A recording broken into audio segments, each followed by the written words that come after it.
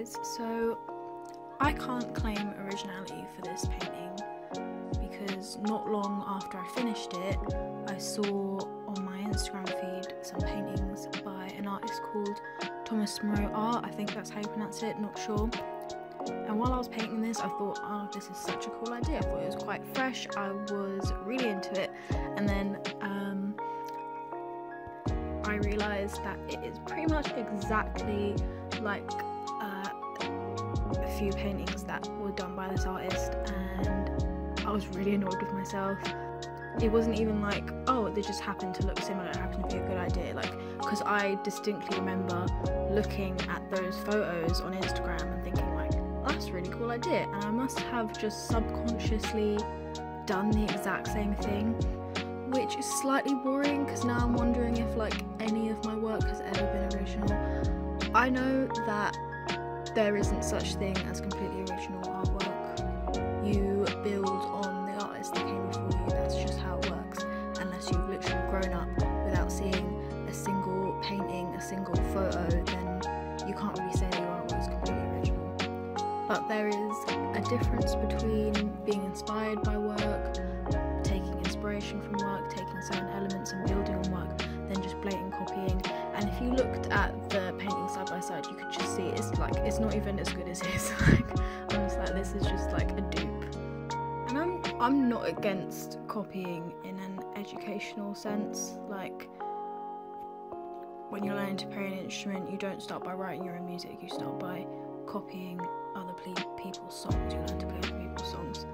But when it comes to claiming originality on a piece of work, or trying to sell a piece of work that you know you copied pretty much directly, like, that's where it becomes like morally unjustified. But when you are taking inspiration from someone else's work, like, what is the line? Like, when does it become too much? So a good rule of thumb that I generally go by is I kind of split artworks into kind of different categories. So you've got like the composition of a piece, like the pose, the kind of elements that are in it.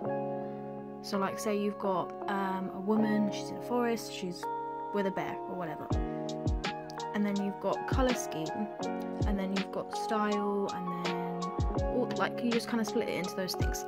And so my general rule of thumb is it's not copying if you only take one or two of those elements from a piece. So if you see a painting and you think, wow, I really like the kind of general feel of this piece, I like what it's about, I like what it's inspired by, I want to do a piece that is kind of from that same like line of thinking, but everything else is different, like, that's fine. Or say you just like the pose that someone is in that painting, but everything else is different. You use like different references for the face, all the other elements are different, then that's fine. In my opinion anyway, like, I don't really see anything wrong with that.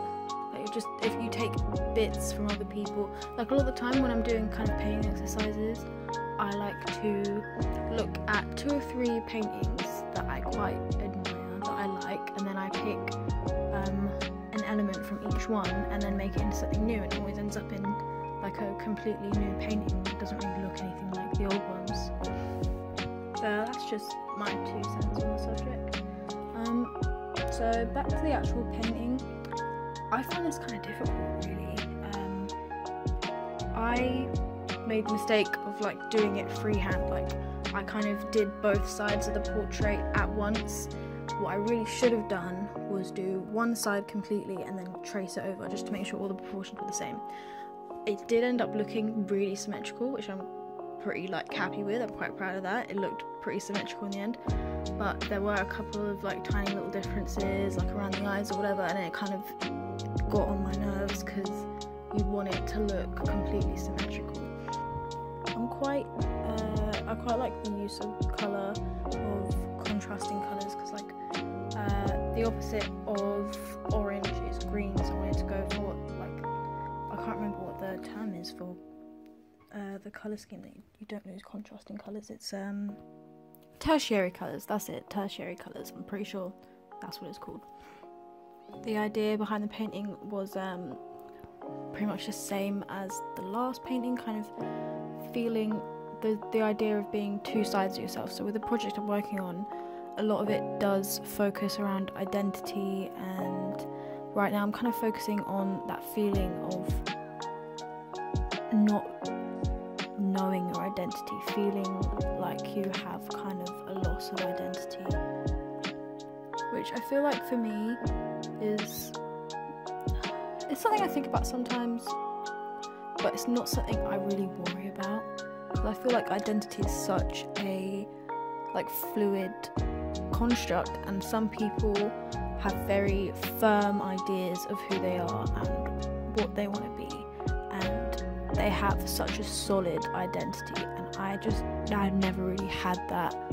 I feel like I adapt a lot to my surroundings, I change a lot, I have certain values one day, well, it's not that I have certain values one day, I have certain smaller opinions, they kind of change. I mean, I do have core values that don't really change, but my opinions on things do change frequently.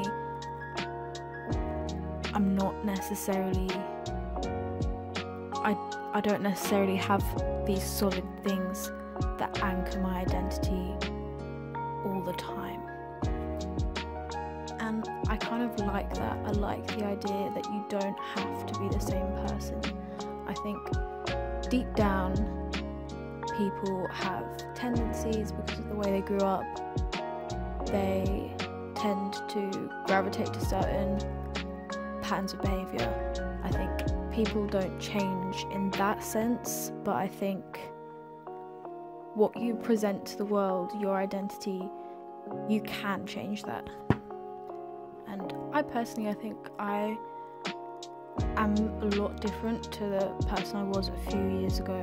My confidence is a lot higher. I mean, I would still like to build on it a lot more. I still don't think I'm at that kind of point where I value myself as much as I would like, but I've made a lot of progress in that area. I feel like I have better ideas of what I want from other people and what I want from myself, even though I'm not necessarily clear on what exact direction I want my life to go. I think I need to work mainly on how I want other people to see me, and then that I don't want to care how other people see me. I think I can be a bit of a people pleaser but sometimes, but I'm getting a little bit off topic. I thought about planning voiceovers, but now I'm kind of like, you know what, it's more organic this way. These videos are for me, they're not for you, so you know, shut your mouth. I like it, it's kind of like a visual diary, almost. Visual and audio diary. I haven't really used this kind of technique where it was also almost like cross-hatching but with paint rather than with a pencil, and I kind of like that. I think it looks kind of cool. Again, I pretty much took it exactly from Thomas's work. Like you can see a lot of like line work in it. It's slightly different, but it's quite similar. Well, in my head, I thought I did it because I thought it would be easier when the two colours are overlapping to have more of lines, and the colours kind of, they overlap together, but they're also kind of separate because they're not washes and they won't mix. They'll just kind of be more in distinct layers.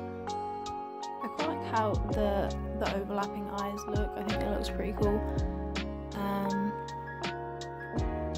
It was difficult. I really thought it was ruined at one point. I just kind of kept going back and putting paint and putting it back down. But I think with this painting I was very kind of, because I was more cautious of it, because I was like, I'm gonna fuck this up. I was just like, you know, I'm just gonna go really slow and don't think too much and just build it up little by little, be chill about it, and I think it turned out pretty well, even if it wasn't as original as I once thought. But it was still fun to work on. I enjoyed it, and I think I did learn from this painting a little bit.